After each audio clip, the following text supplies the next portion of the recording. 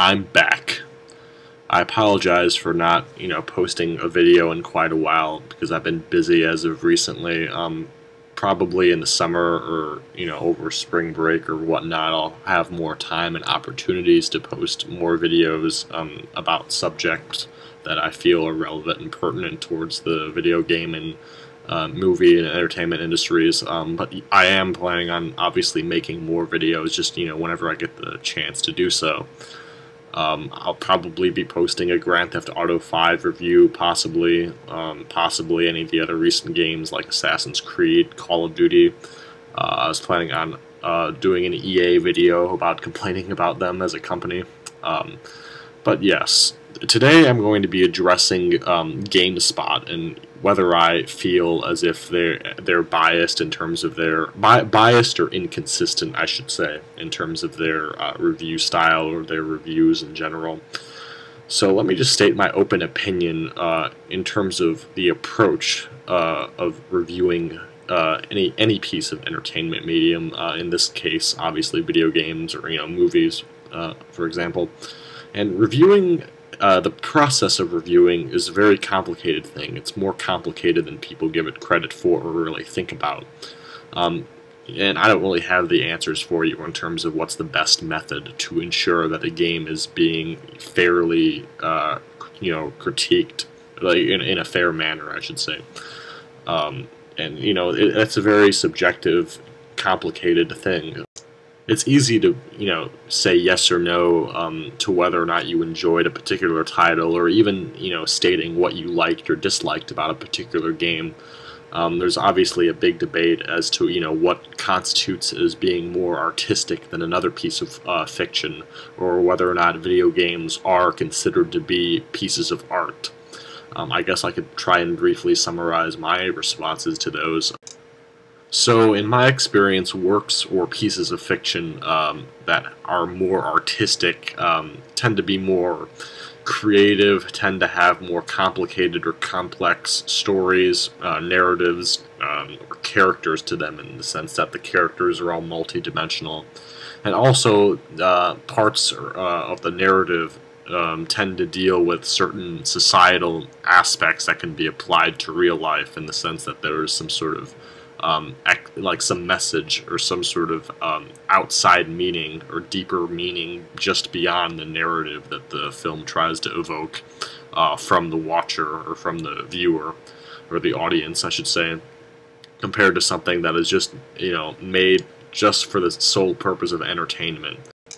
In addition, like I sort of covered before with the characters, in artistic works, typically the protagonist or the antagonist or different types of characters undergo a character arc or character transformation in a profound manner, in the sense that their beliefs or their values or their reactions or their thoughts on another character transform or are altered in some way by the end of the film or by the end of the game.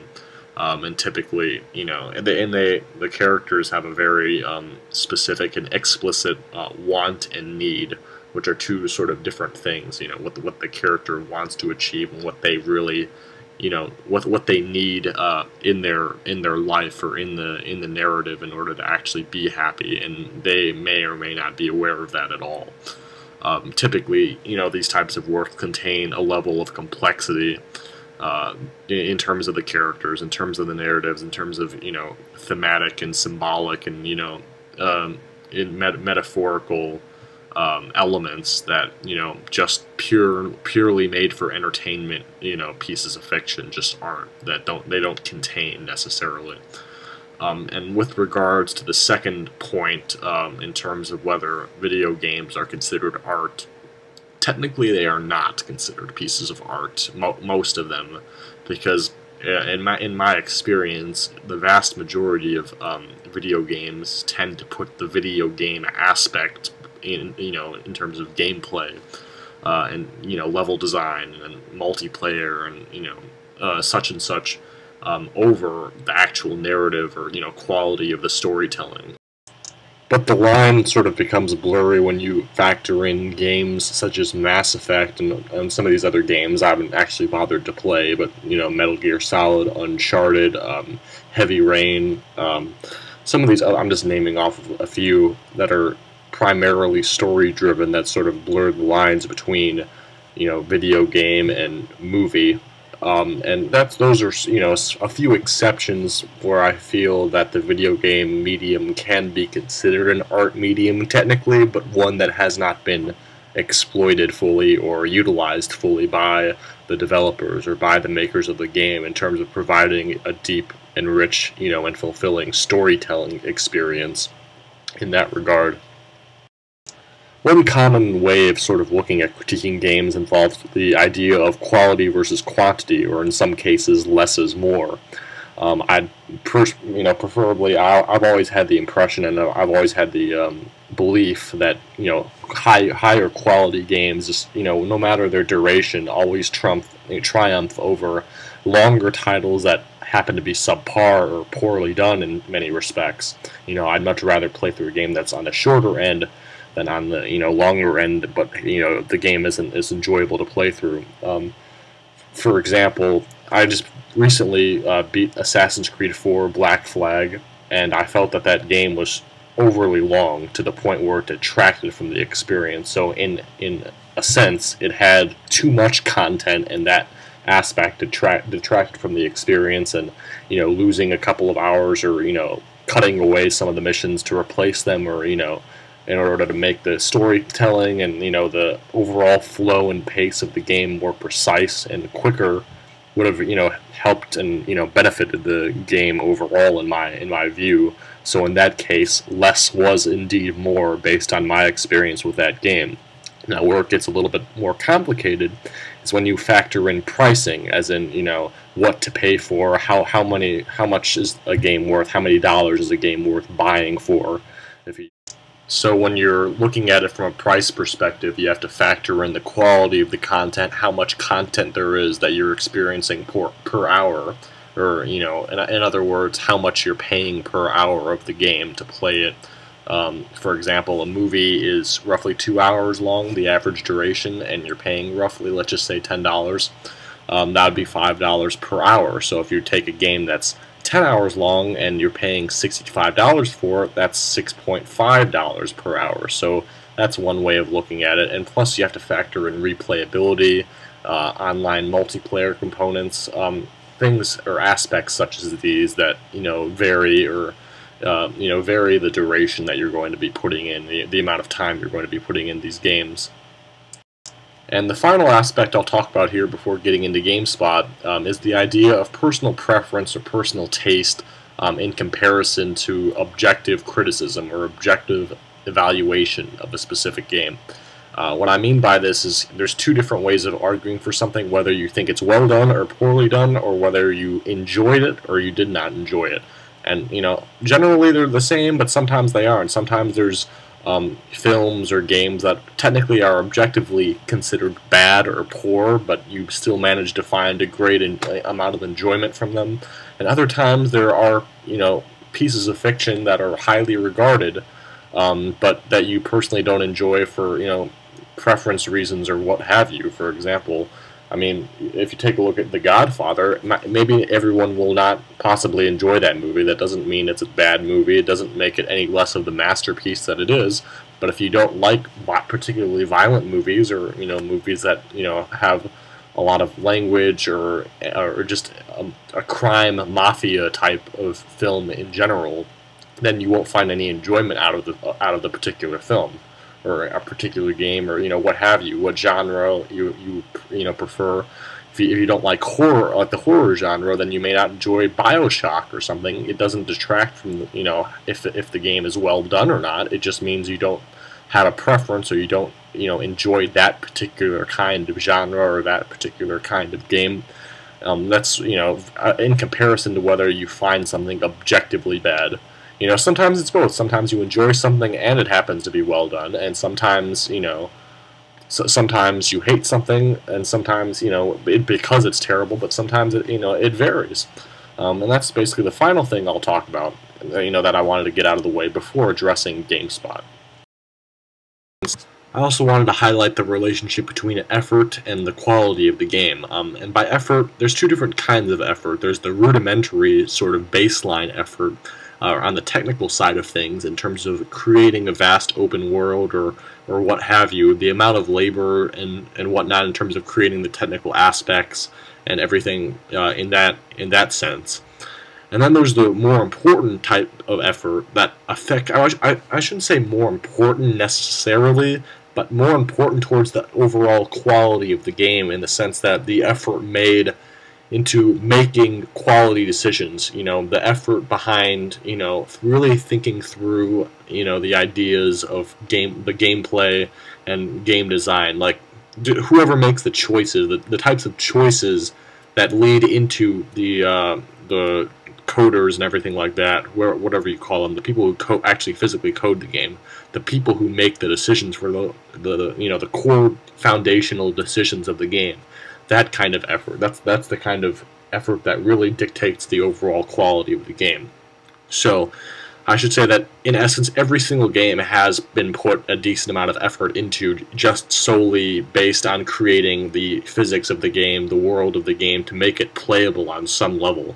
For example, I'm talking about creating the world of Grand Theft Auto or something along those lines, designing the set pieces, designing the areas and what have you. There's always a decent amount of effort being put into that. With that being said, it doesn't really just because a world or something has had a lot of effort put into it, that doesn't necessarily mean the overall quality of the game is fantastic. For example, I didn't think Far Cry 2 was a particularly good game, yet I understand that there was a lot of effort being put into the world of, the African world that game encompassed, especially considering the size of that world. But that doesn't mean I enjoyed the game, and it doesn't mean I thought that was a very well-made game in terms of the decisions, the foundational decisions, and, in that regard. It's as if you're studying for a test for several hours and you still fail the test. You put into a lot of effort, but sometimes the result still isn't there. So that's what I mean. In general, I would say that more development time, more effort being put into making really good decisions for the overall game usually make the game itself better.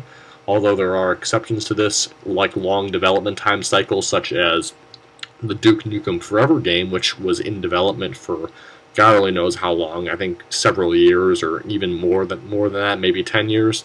So, and clearly that game was not very well made, and that's obviously an exception.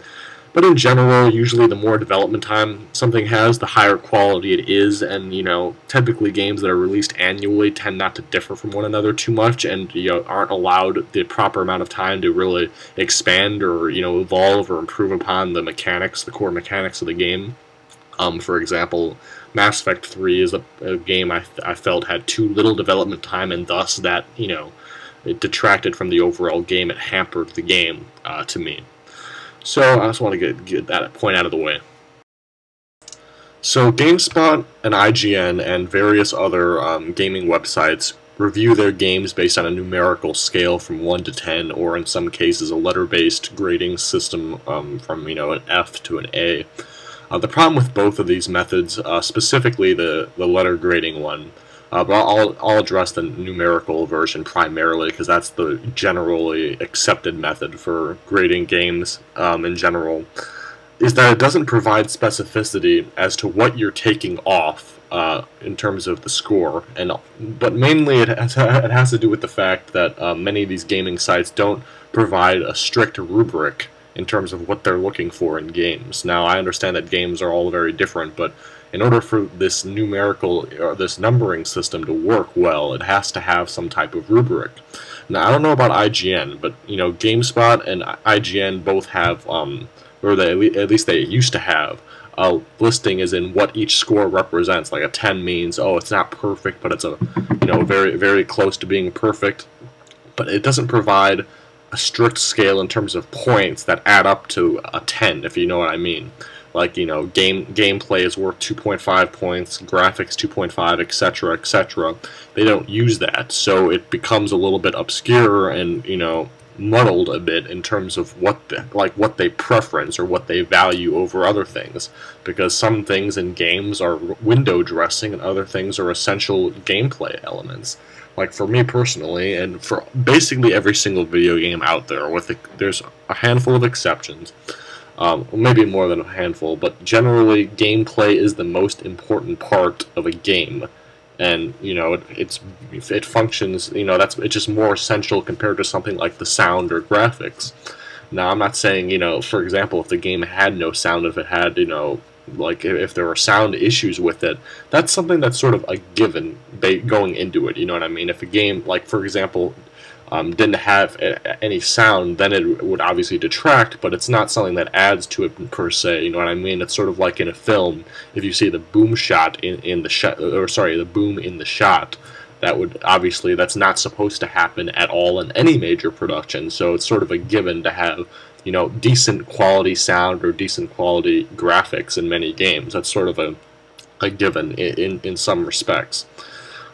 So I tried the rubric for my Resident Evil 5 review. I don't know if I did it for any other things, but even using a rubric in that case, it becomes a little bit obscure in terms of, because all games are different. Some games have multiplayer, some games don't. How do you factor that in if you have a very strict numerical scale in terms of what everything's worth? Like how do you add multiplayer? How much is that worth? And and how would you adjust that? If a game doesn't have multiplayer, if you're looking at a game like Halo or Call of Duty, and then you go to Skyrim where it doesn't have a multiplayer feature, so is that just a non-applicable section, and do you have to readjust and redo the entire scoring system? Like increase and decrease everything to make it fit again?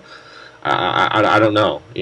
That's just why I feel like this system is very muddled, and and it sort of gives off an artificial sense of what a game is. If players see it as a 9 out of 10, then they might buy it, but they don't, in some cases read the specifics of the review, and so that's sort of detracting. And what my problem with GameSpot is that for some, in their reviews, if you read their reviews, they have the good and the bad. It's basically a summary, per se, of what they find good and bad in the game. There's the two different columns, but they barely list any points. They list a handful of points in each category, and the higher the game is, they'll usually only rate like one or two things that are bad about the game in the bad section. But not only do they not match up with the review in some cases, as in, they mention other problems, but they don't put those in the in that column. But the fact of the matter is, like, how much, the question becomes, how much is it worth taking off for with these flaws? I mean, I'm going to give you a perfect example right now, actually. Before I do that, though, let me just back up what I said earlier, in that for Kevin Van Ord's review of Mass Effect 3, he mentions how the side missions are uninspired in their design, but he doesn't mention that in the overall bad section of the review before you read the review. Why that is, I'm not sure, and why he preferences some glitches and bugs over uninspired side missions, which side missions, are such an integral part of that series. I don't understand why he preferences that. Why can't you just list all of them? So I take that as reflective of many of his reviews and many of GameSpot's reviews. So I don't know why they decide to make that decision, frankly. Let's examine the Saints Row 2 and Grand Theft Auto 4 reviews, shall we? They're reviewed by two separate people, granted, but the principle is the same in that they're inconsistent in terms of what they're docking off in points for these games. Grand Theft Auto 4 received a 10 out of 10, and the only two problems that were stated in the bad section were occasional visual issues, and as well as AI issues. Now, in terms of Saints Row 2, the only issue that was the same, the one issue that was the same is the AI issues, but now the game is an 8 out of 10. The only other issue that in Saints Row 2 that was brought up in the bad section was that the multiplayer is forgettable, which brings up another issue. If a game has bonus content but isn't all that great, should you dock points off for something that adds more content to the game? And frankly, this is something that is a very pertinent issue. So GameSpot says that Saints Row 2 and Tomb Raider have multiplayer components that are forgettable. But what about Bioshock 2 or Mass Effect 3 or Uncharted 2 or any other numerous games that I can think of where the multiplayer component is tacked on? I mean, I get it that there's different reviewers, but they should incorporate some sort of baseline principles with regards to certain trends or how they view certain games. So I was also looking over the NBA 2K14 review for the newer generation consoles, the PS4, the Xbox One, and the game received an 8 out of 10. And the only problem that the reviewer had with it was that mute players in my career are laughable. But I read through the review, and he didn't mention anything about mute players with regards to my career in any of his paragraphs in his review. So if he's taking off 2 points, for what? He doesn't back up this claim of mute players at all. So he's taking off 2 points for absolutely nothing here, for some frankly bullshit reason that he doesn't follow through on. So it just comes across as inconsistent in that there's no real what is the correlation between the faults of the games and what they're scoring the games. It just doesn't come off as, you know, consistent or logical in any manner at all. And I just feel as if regarding, you know, the Grand Theft Auto thing, it just seems like in many cases they're bought off by, you know, companies through advertisements that, you know, are these AAA companies such as, you know, Rockstar, Activision, etc., you know, to give their games higher scores, even though they list the same amount of faults as other games that are rated lower. You know, it just comes across as sort of, you know, inconsistent to me. I can certainly go on longer about this one specific point, but I think you understand, you know, my meaning by now is just the scoring here is just a little bit inconsistent and illogical at times. You know, I just don't understand where the correlation is or what the correlation is exactly between the faults of the game and how, like, what the ultimate score of the game ends up being. You know what I mean? Just, you know, how much are they docking off per each point, and really, you know, what preferences, like what aspects of the game are more important than another in terms of the score being docked off. You know, it just becomes across as, you know, illogical or inconsistent, and the principles surrounding the idea of what they're docking off the points for is really vague and cryptic to me. Now I'm going to talk about Caroline Pettit. I believe that's the correct pronunciation, and I apologize if it is not, but I'm just going to refer to her as Caroline from now on. With Caroline, I already covered the reasoning behind the Tomb Raider thing. It's just that, you know, why are you docking points off for something that adds more content to the game? I mean, is the fact that for the Tomb Raider I'm specifically referring to here because she reviewed that game, I mean, is the multiplayer so forgettable that it actually detracts from the overall experience? Is it actually a problem that it adds more content to the game? In my opinion, no, it does not. But that's the least of the issues.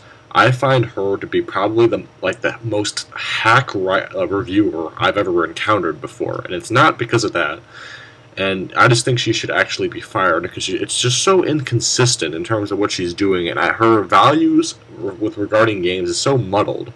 It's just, God. Let me just start by, you know, point by point here. So first off is the whole Grand Theft Auto 5 fiasco thing going on here, and frankly, where she states, GTA 5 has little room for women except to portray them as strippers, prostitutes, long-suffering wives, humorless girlfriends, and goofy new age feminists we're meant to laugh at. Now, she docks the game for that, and frankly, that's just feminist bias that she's incorporating into her review. Games are supposed to be meant to be looked at objectively when, you know, critiquing as a professional reviewer. And I guess she maybe didn't understand the fact that Grand Theft Auto as a whole is supposed to be satirizing American pop culture and society through stereotypical characters. And if she's complaining about the treatment of women in the game, what about racism and the fact that many other characters are being stereotyped here? You know, it's drawing from one specific aspect of the game and having an issue with it, you know, just based on the fact that it's wrong, and rather than, you know, look at the entire picture. You know, I feel like that's biased in discriminating for just the treatment of women rather than the treatment of men or the treatment of, you know, African Americans in this game. That in and of itself is bias in the reviewing, undeniably. And it's fine if you know, I wouldn't even say you should incorporate that into the review if it just, you know, because you know what I'm talking about. because it's unfair actually to discriminate that point based on your own personal beliefs, rather than look at the entire thing. Because if you're having an issue with the way they treat feminist women in there, you might as well just say you might as well have a problem with the entire stereotypical nature of the game in terms of how it portrays characters and whatnot. So, no, she should not be fired for this sole purpose alone, but she should reserve her personal biases and beliefs about feminism out of the review, and, not dock the point based on how it legitimately, because the developers and the writers of the game purposely portrayed women in that stereotypical fashion to send a message. And maybe she didn't agree with the message, but it's like I said before, it's just unfair to discriminate on that specific aspect of the stereotyping the game does, rather than also incorporating the racism and the portrayal of men. So she doesn't take issues with those those two aspects of the game, or those two issues that the game brings up. But she takes issue with the stereotypical women that are portrayed. That, in and of itself, is just complete bias, and should not be, probably, I would argue that it probably shouldn't even be in the review, let alone having the game being docked off for that. That's not an actual issue with the game. That's just something that the developers, that's a purpose, that's the developers purposefully portraying something in that stereotypical manner in order to send a message, in order to, build its thematic elements, in order to incorporate and build its theme and strengthen the game's core theme about American society. So yeah, she should not have done that, and it's undeniable bias, and it's just not good. I mean, I'm not going to defend the fact it is sort of reprehensible that people are saying that she should be fired just for this sole thing, but it comes off as unprofessional. Yes, it is wrong that people, to the degree that which people responded to this, but it's undeniable bias and undeniably unprofessional in terms of incorporating that, personal bias and personal view on that matter into the review and actually docking the game off for that. That is inexcusable to me. As one commenter said, it's as if you're going into a strip club and then you complain about all the naked women everywhere. If Caroline actually was qualified to review this game, then she must have played the other Grand Theft Auto games and, picked up on the fact that it stereotypes everyone, so why does she take issue with that all of a sudden here? And if she didn't play any of the other games and didn't realize the stereotypical nature of the game, then why is she reviewing the game in the first place? My next issue with Caroline involves her Gone Home review. Now, first of all, before getting to the real issue, in the bad section of her review, she lists absolutely nothing, and she gives the game a 9.5. So where is the 0.5 being docked off from? Just to go back to my other complaints about the site as a whole. Now to get to the real issue with this is that she incorporates her feminist bias again. In the fact that the love story here is with involving lesbians rather than a normal couple here. I'll read some of the comments off. I don't even need to comment necessarily here. It says, let's put this in perspective. If this game was about the secret love story between a man and a woman, would this still get all the attention and 10 out of 10 review scores that people have been throwing at it? Probably not. Just because a game comes with progressive ideology doesn't mean it instantly deserves a stupidly high score that beats real video games by a mile. That's why many people, including myself, have a problem with this review, and many others. I'm going to read a couple more comments to you here. 9.5? Fuck off. That's absurd. How can a game like this get a near-perfect score? You know that it's only 0.5 away from the orange box, right? I'm a huge narrative fan, but this is just ridiculous. There are evident feminist undertones, and I'm all for better female characters, but the review just seems to reek of a one-sided political spectrum. I mean, I still might play it when it isn't so grossly expensive, but 9.5, for real? It's unbelievable. Welcome to Caroline Pettit's Reviews. If the game has a lead male role, it is anti-feminist and must be shot down. If it has anything that supports feminism, it gets a 9.5. If it does something in between, it gets a 21.1 and no one knows about it. So, yeah, I mean, I feel as if any other reviewer would have given this game a much lower score, and the only reason why she seems to praise it, I mean, I've watched the review, and all she does is talk about the story, and all she does is talk about the relationships between these, and discovering this, homosexual relationship, and nothing about, graphics, gameplay, etc. So basically, her entire feminist viewpoint here is clouding her judgment when it comes to looking at this game objectively. Now let's get on with the two major faults or major reasons why I dislike Caroline. Actually, this one's going to be the last one that specifically involves her, as the last one mainly involves a GameSpot's general concept with regard to something. But anyway, so her review of Batman Arkham Origins. Now, she gave Batman Arkham City, the game's predecessor, a 9 out of 10. And now she decides to give Batman Arkham Origins a 6 out of 10 just because there are no surprises or innovations to liven up the gameplay. The only other thing she mentions as wrong in the game is the characters and the multiplayer feel frustratingly weak. Let me just cover this little tad bit point very briefly here. I have not actually played the Batman Arkham Origins multiplayer component just yet. But based on how Caroline described her problems with this, it feels as if it would cancel each other out. She complains that in the Batman Arkham Origins multiplayer, if you're unaware, it has multiple like gang or criminal factions, 2 criminal factions pitted against each other, along with I think 1 or 2 hero characters, or unique characters that were specific to the story: Batman, Robin, Joker, Bane, etc. And she complains that both the hero characters and the regular goon characters are weak. But shouldn't that cancel each other out? In the sense of difficulty. I understand that individually it may be weak, but it's more important, I feel, is if to have a core balance. I mean, I feel, because for the heroes, you don't want to overpower them in the sense that playing as them completely ruins the experience for other players, if you know what I mean. Sure, it may feel frustrating to have them be a little bit more underpowered than you would have expected, but you have to realize that they have to be nerfed down to some degree if you're planning on playing these special characters. Otherwise, they would just demolish everyone, presuming you have any skill at the game whatsoever, if you follow me. So, I mean, I'll have to judge that for myself going onto that online, but just based on how she depicted and described her specific issue with that, it seems as if it sort of counteracts each other, the weakness of both the goon characters and the special hero characters. But regardless, that's not a big deal. But the big issue here is the no surprises or innovations to liven up the gameplay. In essence, it repeats the same formula, and it's not innovative. It doesn't change anything from the Batman Arkham formula.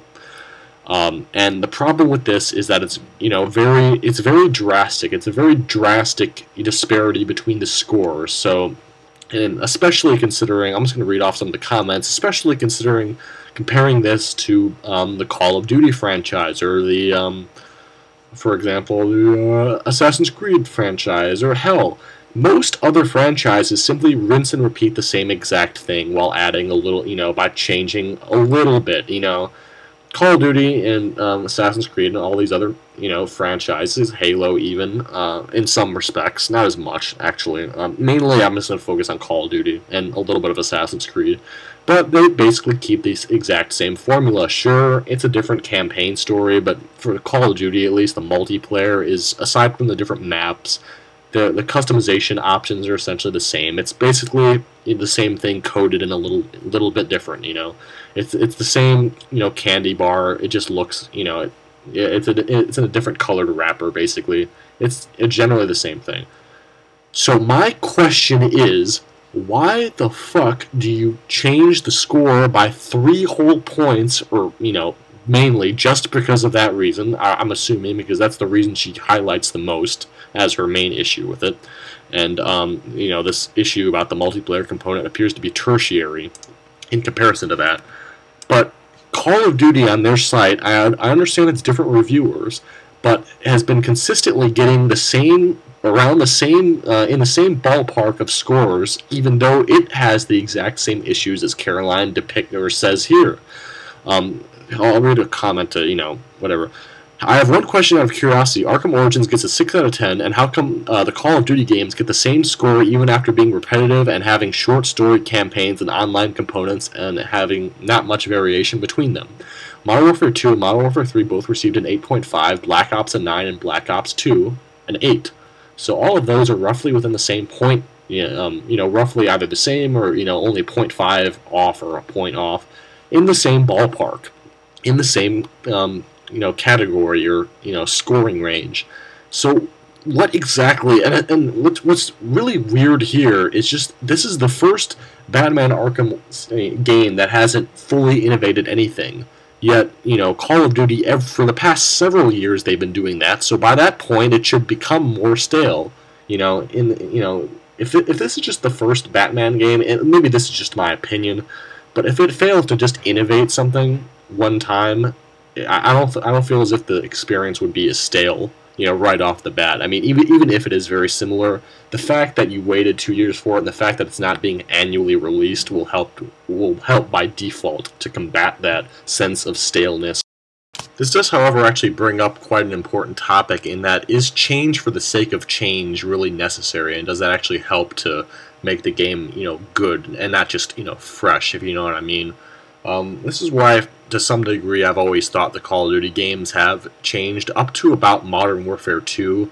I felt as if after that point, for the most part, it sort of, rinsed and repeated the same formula, with the exception of Black Ops 2. I felt it was actually fairly innovative for that genre, or at least for the franchise. But the question is, I felt as if they'd already laid the foundation with Call of Duty 4, and they just sort of had to build off of that. And as a result, they didn't have to put as much effort into the thought process because they were merely expanding upon, what they had was an excellent foundation. So they were merely expanding upon and building upon an excellent foundation with the class building system. And so, as a result, what is there to change? But, that being said, with the multiplayer component specifically, I still feel as if there are multiple things that they can improve upon. But I'll talk about the single player in the sense that, I'm getting a little bit off topic, but for example, the whole you have to wait for your companions to open the doors for you, that's still prominent in the game, and I feel like at this point, in order to make the player appear more active in what's going on, you should eliminate that option and allow the player to open the doors for him or herself. I feel like they have combated that a little bit, by allowing you to do that in some instances, but not every instance. That right there, that game mechanic, that game decision, is an example of something that should be changed in order, for improvement. Change for the sake of change is bad. And as much as, the Call of Duty haters, frankly, are in a minority, and from a business standpoint, frankly, they should not change. There's a difference between whether Call of Duty should change and does it need to change. I mean, frankly, if you're, the developers, the fact that they're making or the publishers, the developers, the fact that it's still making millions of dollars signifies to them that there's no need to change it, and the fact that, the haters who complain about it, are in the minority, frankly, it appears. And, they do have legitimate points, but if you think about it from that perspective, why would they change that? And then, for what reason? If people already enjoy it for what it is, and if they don't want to alienate the people that they're their fan base exactly, and then they would possibly lose revenue, and they have no guarantee of any other fan base trying to hop on board here if they wanted to change things up a bit. If you follow me there. So they're trying to be, they're playing it safe in the sense that they keep doing the same thing in order to, keep people interested and keep people buying it, because that's why people bought it in the first place. Is it's Call of Duty. If it changed into something, like Halo or whatever, a different genre, or change something fundamentally and drastically, people would probably react negatively to that. The core fan base, I would say, and that wouldn't be a good thing for the revenue. So, if you look at it from their perspective, it seems perfectly fine for them to, keep doing what they're doing in that regard.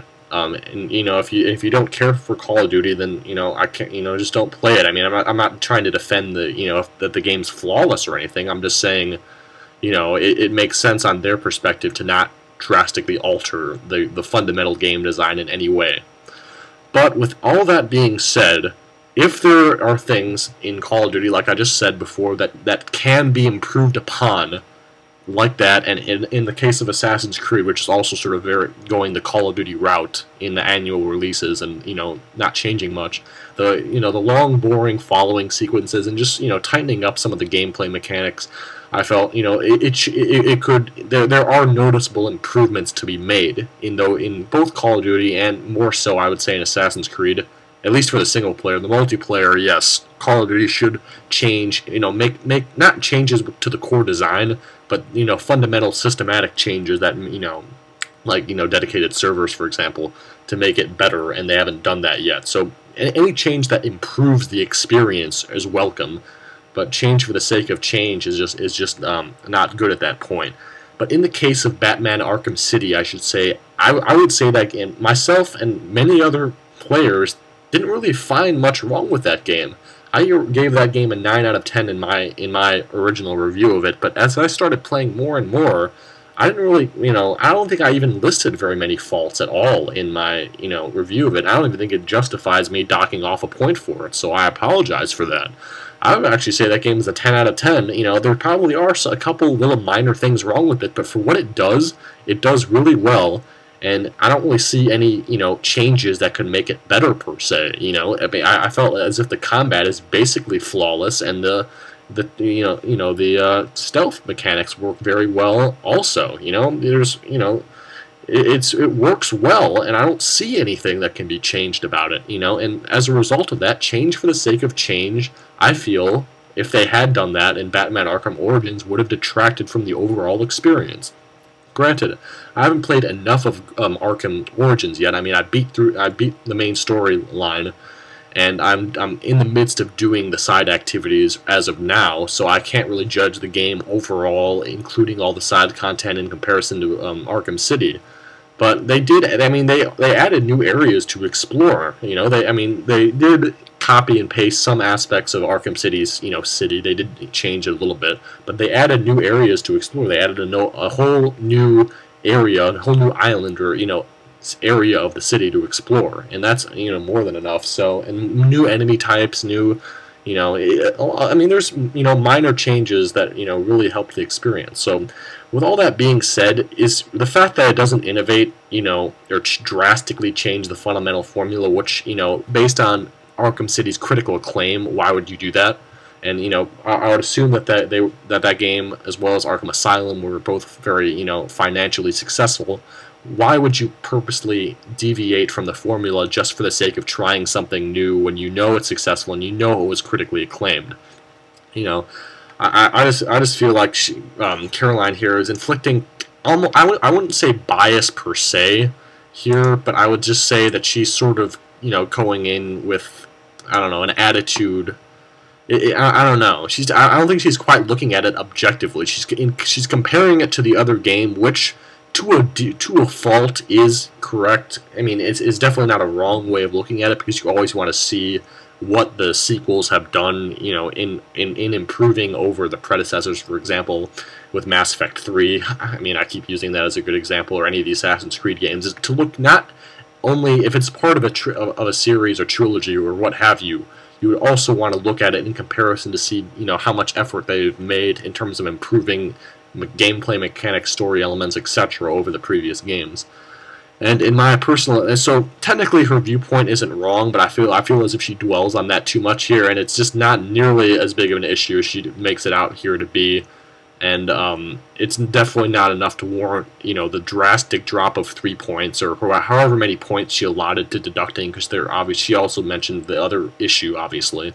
But I take it as if she docked at least 2 full points, 2.5 points, I would say, for just this one issue, which frankly wasn't very a big issue for me and a lot of people. And second of all, back to Call of Duty, they don't have consistency in their reviews, because Call of Duty gets in the same ballpark. Assassin's Creed roughly is in the same scoring ballpark, yet there's just a huge drastic scoring drop here that isn't logical in comparison to what the other, when looked at how GameSpot views those other franchises. Now, granted, like I said before, there's different reviewers, but most people incorporate, I feel as if there should be some sort of shared communal principle with regards to these certain things, as if whether a game innovates or not, or tries to keep the same award-winning formula that it received before. If you follow me there. When people look at GameSpot reviews, it says GameSpot that. It doesn't say this person reviewed it, gave it an 8.5 or what have you.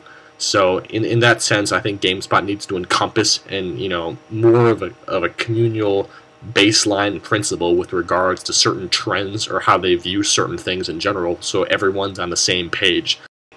My final issue here, like I stated before, isn't solely with Caroline here because it encompasses a principle of GameSpot as a site as a whole, and it's one of the most idiotic, illogical concepts that I've ever encountered in quite some time, and it has to do with them scoring games, remastered or re-released older games, on the Xbox Live Marketplace, and giving them lower review scores just based on the fact that their gameplay or level design or whatnot have been outdated.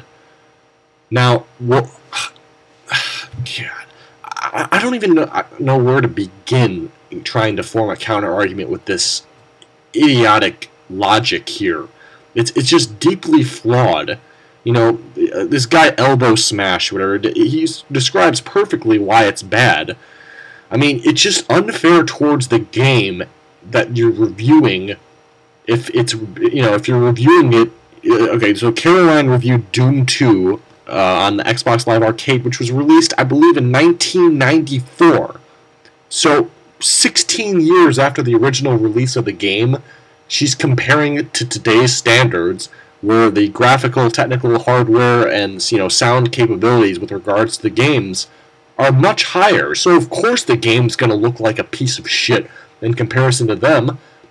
But here's the real issue with it, as Elbow Smash here says, he's the one who brought up this issue in the first place, is that if players, I think it's wonderful what they're doing with the remastered games here, in the sense that players who don't have older consoles or whatnot can have the opportunity to purchase and buy classic games on the Xbox Live Marketplace. But the problem with what they're doing here is they're hampering them from possibly doing so if they see the game has a lower score, like as a 6 here, and they may be turned off from Doom 2, even though the game was widely, had critical acclaim when it was originally released, and thus it may discourage the player from purchasing the game if they're unaware of the fact that it's actually a classic game and it was widely received. And the implications of that is that the developer or the publisher's profit margins will go down if no one's going to purchase the game based on the poor review or the mediocre review that it received from GameSpot.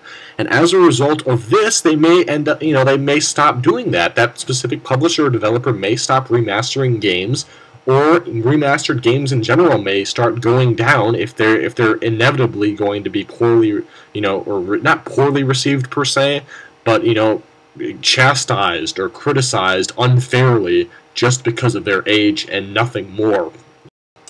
As a result of all this nonsense, in theory, the amount of remastered or re-released games could decline as a result, just based on the lower scores that the games are receiving. I think that's really a negatively impactful thing towards the gamer, to not be able to experience this.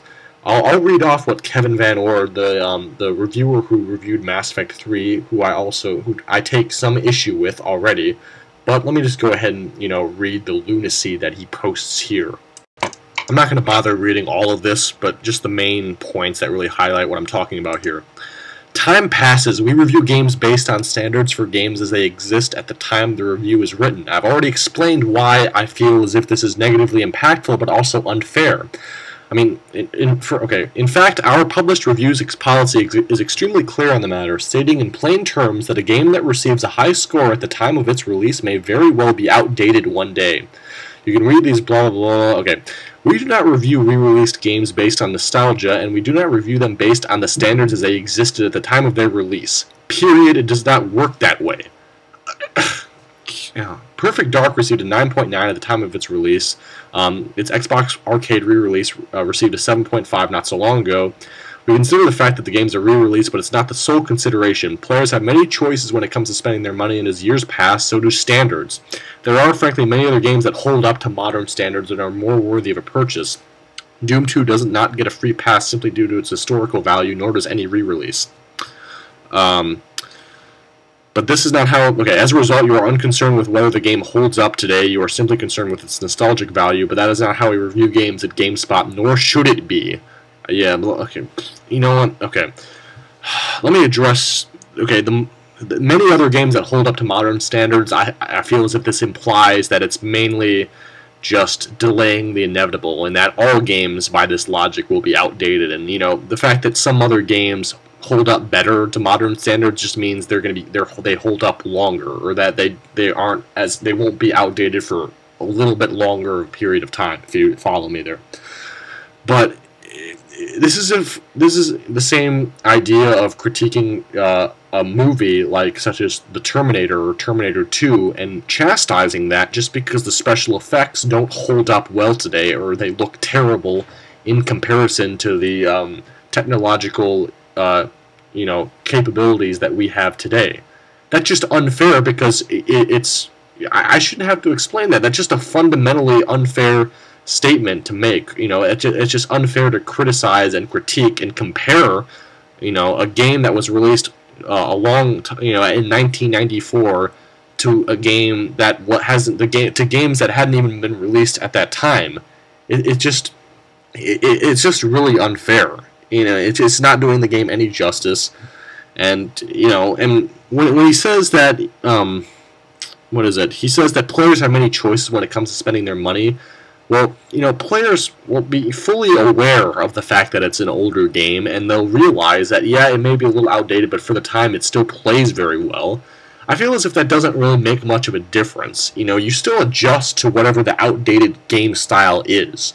If you just have to recognize going into it that, yes, it may not conform to the innovations and the advancements that current gaming has possibly made to whatever the game design is.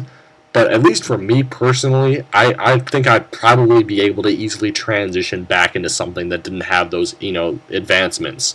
At least for me, and I think gamers will be fully aware of that if they choose to purchase the game. They don't need the game to be chastised for its outdated level design. That's exactly what the game, whoever the purchaser is of the game. Okay, what I'm trying to say here is whoever decides to purchase the game and whoever's looking into purchasing the game is, or at least should be, fully aware of the game's outdated design, and that is actually why they're purchasing the game, because of the outdated design. If you follow me here, I mean, in many respects, this outdated design is frankly probably better than most other games out there right now. In many respects, I mean, for example, Resident Evil 4, you can't move and shoot at the same time. In Gears of War, you can, but does that make it does that make Gears of War a better game, for the time period? It's just it's unfair to critique games based on, I mean, for example, in the Call of Duty franchise, Call of Duty 4 is the one that revolutionized everything, but in comparing that to the newest one, or, comparing the first Modern Warfare game to Call of Duty Modern Warfare 3, yes, technically it may be considered a better game overall because it has more content. They added, Spec Ops and what have you. But if you look at it for the time, it's considered a better game. And that's, I feel, if they're remastering the game, it's you know what I mean by this. It's just very unfair here. And if you look at this in a movie perspective, and just by that overall logic, that means that over the years, we should have to just decline the rating in that the game itself is somehow degraded as a result of time, just automatically. And if you look at that at film, that's just like the original King Kong movie. Just because the effects are so outdated now doesn't mean it was a historical feat then. It doesn't mean it's still not enjoyable to watch. You just have to adjust to it. That's just simply a matter of adjusting rather than the movie actually being a flaw in the movie per se.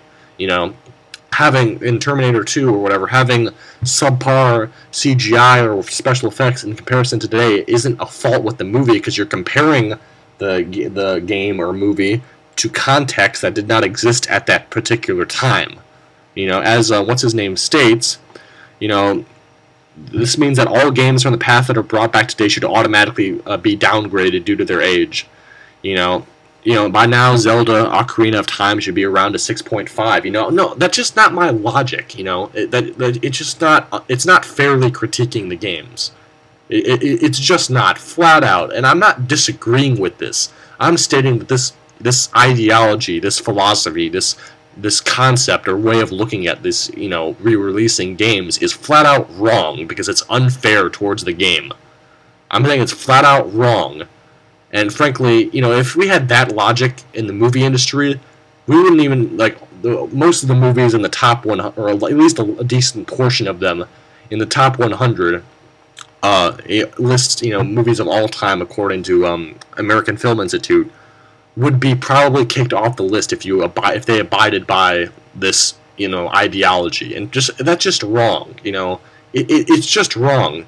Just because Psycho, for example, uses the tension created there may not be as heightened or better on par with some of the stuff today in terms of effects and what have you, doesn't mean it's not a remarkable piece of filmmaking.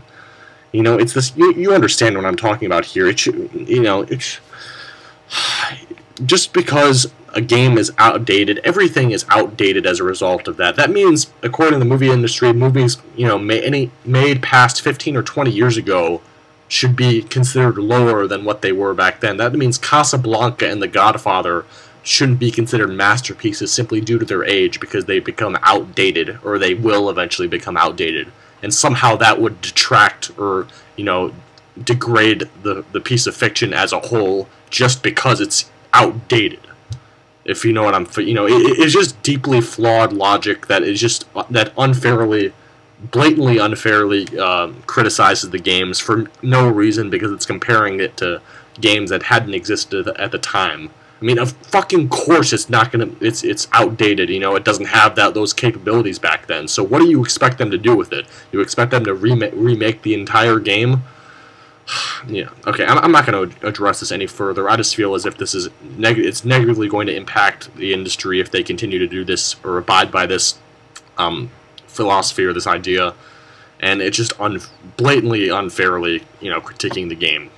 I mean, a perfect example of this is The Artist. I mean, that movie was shot in black and white and silent for 99% of it until the last 30 seconds or whatnot. And that, by the Film Academy, was considered the best picture of that year. So, by that film using outdated technology, or outdated filming techniques, as in the black and white and the no sound, was actually worked better than modern films that relied on color and had sound. So that automatically, gets rid of that argument, or that idea. Because even without taking advantage of any of the advancements that the film industry has made over the course of the years, the film was still considered to be of a higher quality. It was considered to be better, a better piece of fiction than the other movies that were released that year by the Academy. And those movies had all those advancements, had all those capabilities. And yes, technically the movie wasn't released back in 1922, but it may as well have been, because that was what they were going for there, and the Academy thought that it actually was better overall than the movies that had modern filming standards.